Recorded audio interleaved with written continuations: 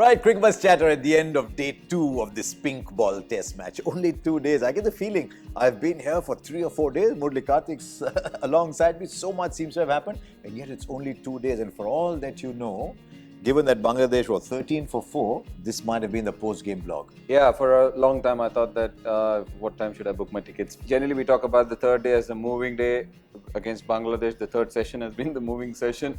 So it's been that The sort third of day is a moved day. Moved day. We are already moved out of the city day. same thing happened in Indore. Okay, let's go through what all happened today. I thought India started off really well. First half hour scored at run a minute, and then Virat Kohli got 27. We've been actually very lucky to have seen two great players in their prime, and we saw a century.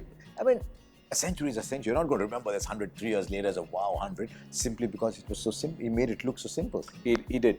And when you talk, for me, every time he walks out, he always walks in with the same intensity. But there are times when he's had a couple of missed chances or failures by his own standards.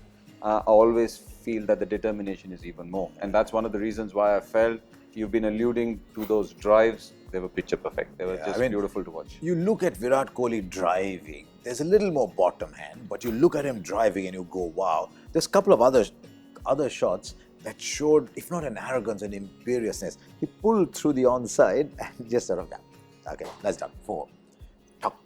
Yeah. I mean, it spoke of the great confidence. He knew where it was going. He knew how hard it was hit.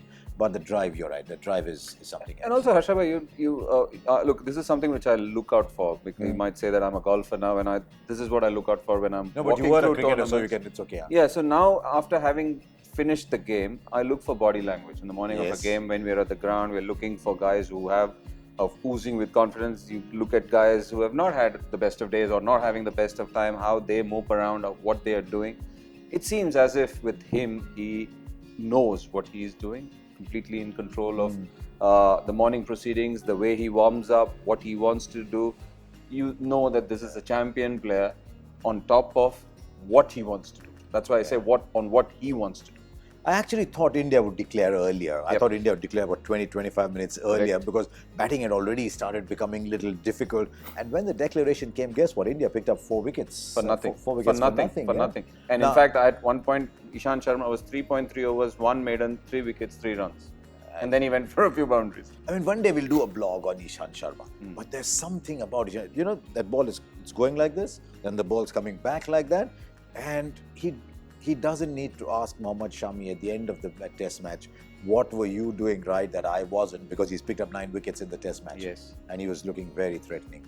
Yes, he was. And funnily, Shami, who's been exceptional the last couple of years, it seemed he was an angry man. He just was wanting to hit somebody more than anything else. In the first innings as well, after getting wickets, he didn't want to bowl up and want to clean up the stumps. He was wanting to hit somebody. I mean, you'd understand that. But that can happen, isn't it? Because he was creating physical danger, did he overdo the short ball? I thought he got sucked into it. I thought he just got sucked into it because that's not him. He's menacing as is.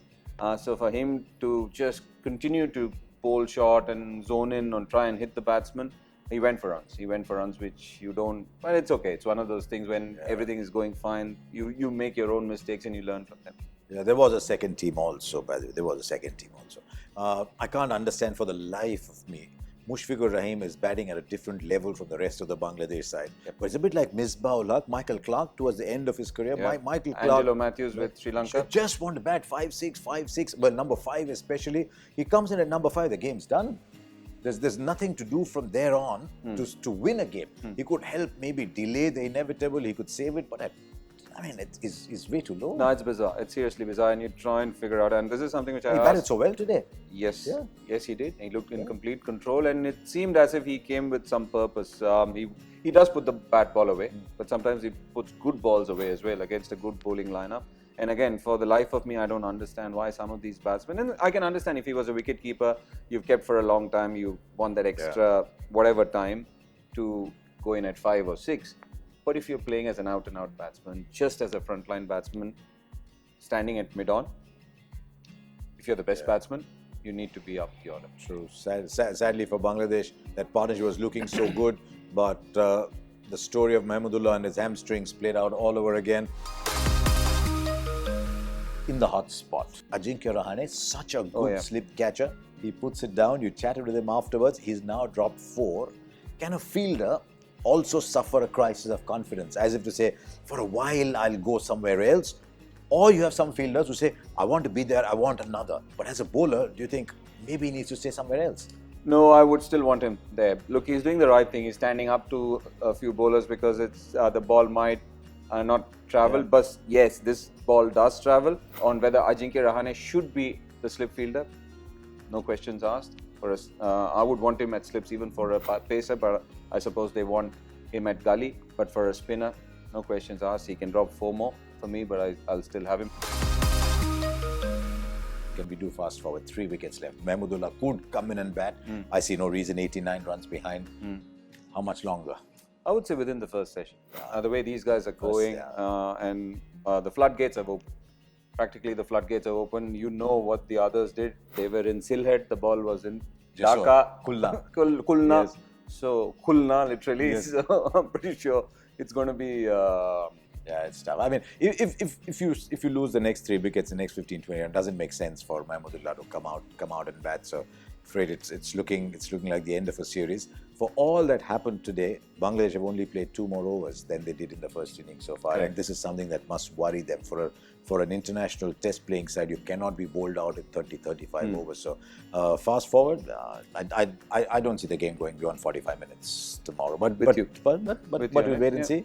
Cricbuzz Chatter will be there with Murali Kartik again.